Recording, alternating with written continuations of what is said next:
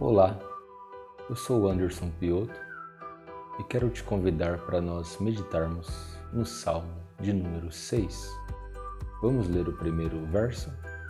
Diz assim: Senhor, não me repreendas na tua ira, nem me castigues no teu furor. Aqui nesse verso é mostrado um atributo de Deus que é muito escondido ou desconsiderado hoje em dia, que é o atributo da ira e do furor do Deus Todo-Poderoso. Hoje muitos pregadores e ministros pregam sobre um Deus de amor, e eles não estão pregando errado, porque em João capítulo 3, versículo 16, diz que Deus amou o mundo de tal maneira que deu o seu Filho único para que todo aquele que nele crê não pereça, mas tenha vida eterna. Só que o último versículo desse mesmo capítulo diz que aquele que tem o Filho tem a vida, e aquele que não tem o Filho, a ira de Deus permanece sobre ele. Ou seja, o mesmo Deus que entrega o seu Filho por amor é o Deus que manifesta a sua ira sobre todo aquele que não recebe o seu Filho como Salvador. A palavra fala em Romanos capítulo 1 e versículo 18 que a ira de Deus se manifesta sobre toda a impiedade e injustiça dos homens que detêm a verdade em mentira. Eu creio que uma exposição do amor de Deus é fundamental, mas de igual modo é fundamental uma exposição sobre a ira de Deus, para que o homem perceba que o Deus ao qual ele prestará contas um dia é um Deus que não somente ama, mas também se ira contra todo pecador que não se arrepende e julgará todos com plena justiça. Vamos ler o verso de número 2? Diz assim: Tem compaixão de mim, Senhor, porque eu me sinto debilitado. Sara-me, Senhor, porque os meus ossos estão abalados. Aqui o salmista, ele comenta sobre um abalo que ele está vivendo dentro de si, quando ele fala, os meus ossos estão abalados. E esse abalo interior, alguns interpretam como um abalo da alma, tendo uma comparação com o verso 1, que fala sobre a ira de Deus, porque a ira de Deus se manifesta quando há pecado. Então, esse suposto abalo espiritual que ele sofre, no verso 2, alguns entendem que se trata do pecado, para que o verso 1 tenha sentido. A ira de Deus se manifesta sobre o pecado. E o salmista ora, Senhor, não me repreendas na tua ira. Ou seja, parece que havia motivos para que Deus o repreendesse na sua ira. Ou seja, pecados. E o pecado ele traz uma aflição interna. O pecado ele traz perturbação interna na alma. Então a oração dele continua se desenvolvendo. Ele continua revelando para nós o motivo da sua oração. E o motivo da sua oração parece não ter um sentido apenas externo, mas um sentido interno, tratando da própria alma e de perturbações internas que ele vem passando. Vamos continuar lendo o verso 3?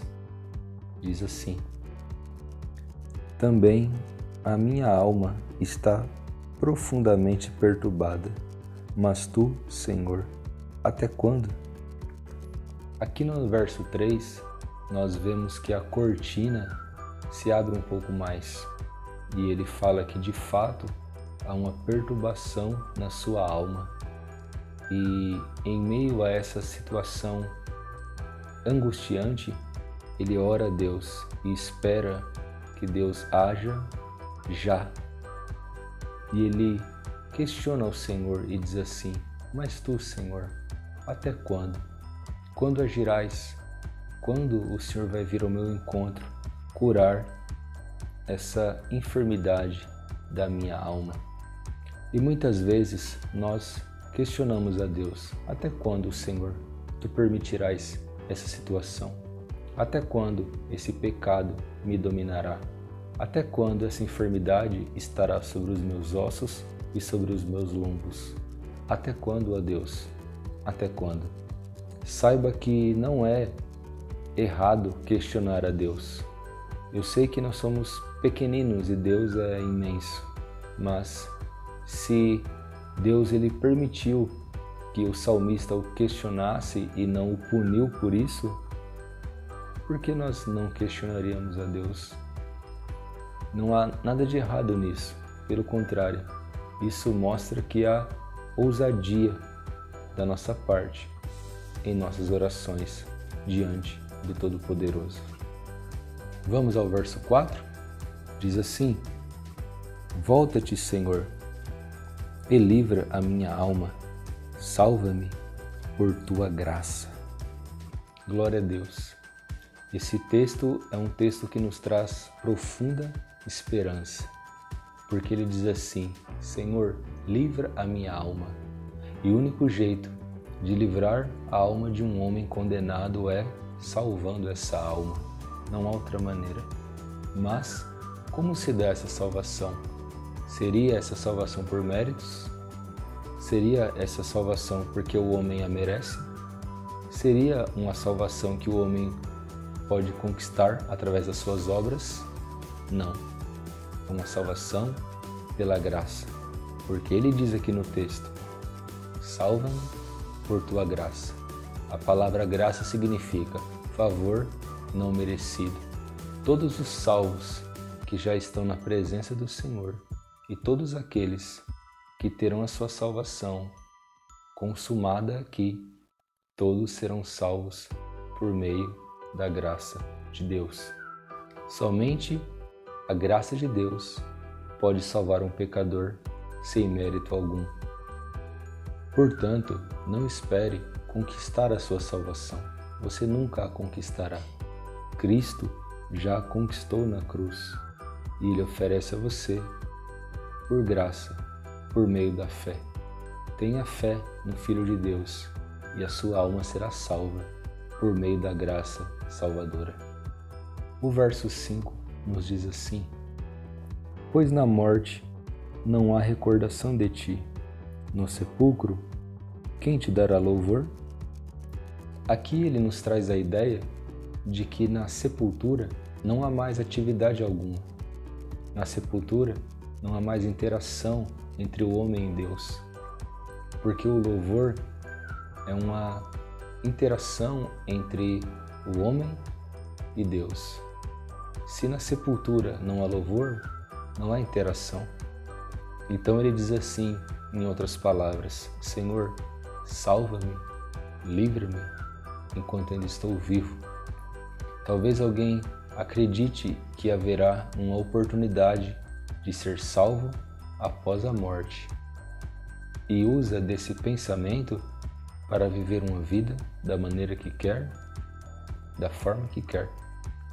Mas a palavra fala que na morte não há interação. Então, o tempo aceitável da salvação é hoje. O tempo aceitável da salvação é agora. Creia em Cristo agora. Não há interação no sentido de arrependimento entre o homem e Deus após a morte. Após a morte, segue-se o juízo. O verso 6 nos fala assim: Estou cansado de tanto gemer, todas as noites faço nadar o meu leito, de minhas lágrimas o alago. Aqui ele diz algo que muitos de nós passamos. Quando deitamos em nossa cama, o nosso coração começa a nos falar. E muitos passam por profundas aflições no seu leito. A aflição do salmista, como já disse, era uma aflição por algo que estava acontecendo interiormente. E ele chorava tanto que disse que era possível nadar no seu leito. E ele contava tudo isso a Deus. E você deve fazer a mesma coisa. Contar para Deus aonde você chora, o porquê você chora, quando você chora. Ele disse: no meu leito eu choro, por causa das aflições da minha alma, e nado na minha cama toda noite, nas minhas próprias lágrimas. Que esse quebrantamento exista em nossos corações diante do Senhor. À luz do contexto, esse choro do salmista é um choro por causa dos seus sofrimentos interiores, que podem ser entendidos como sofrimento por causa do pecado. Houve um homem chamado John Bunyan e ele se sentia profundamente pecador. Um dia ele olhou para uns patos na lagoa e ele, John Bunyan, estando tão perturbado por causa dos seus pecados, disse assim: queria eu ser como um pato desses, para que não ficasse tão atormentado por causa dos meus pecados diante de Deus. A maravilha é que essa profunda convicção de pecado antecede a salvação do pecador, porque isso é uma obra do Espírito Santo. A palavra fala que ele veio para convencer o homem do pecado, da justiça e do juízo.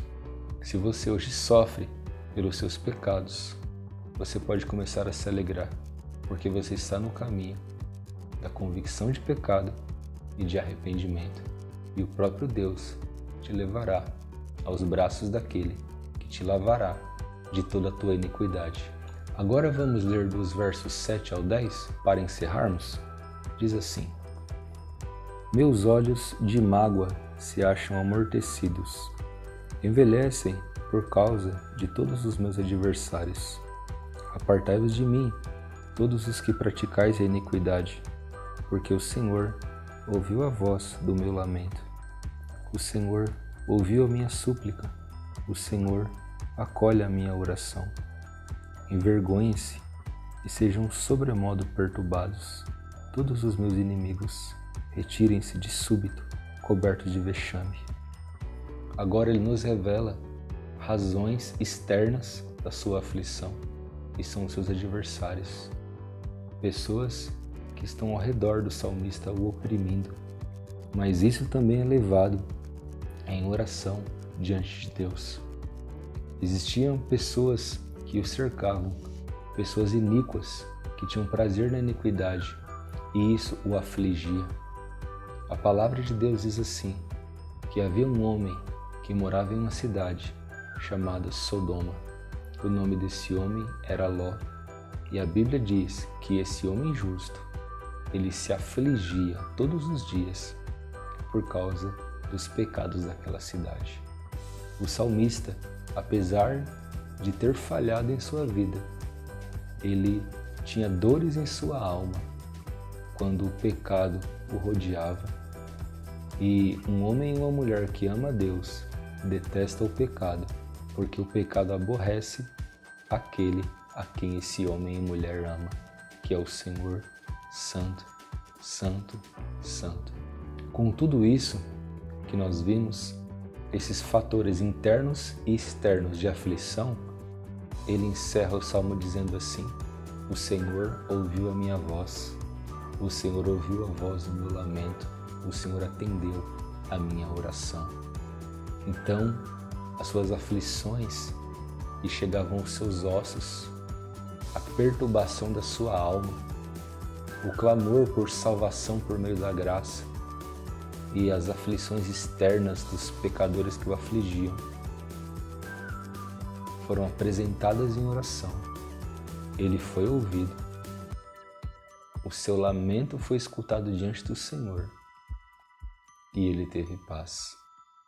Que nós venhamos usar esse mesmo método do salmista e orar, dizer o que sentimos em nossa cama, o que sentimos em nosso coração, expressar a Deus os anseios, desejos e sentimentos mais secretos de nossa alma, porque Ele certamente nos ouvirá. Que Deus nos abençoe. em nome de Jesus Cristo.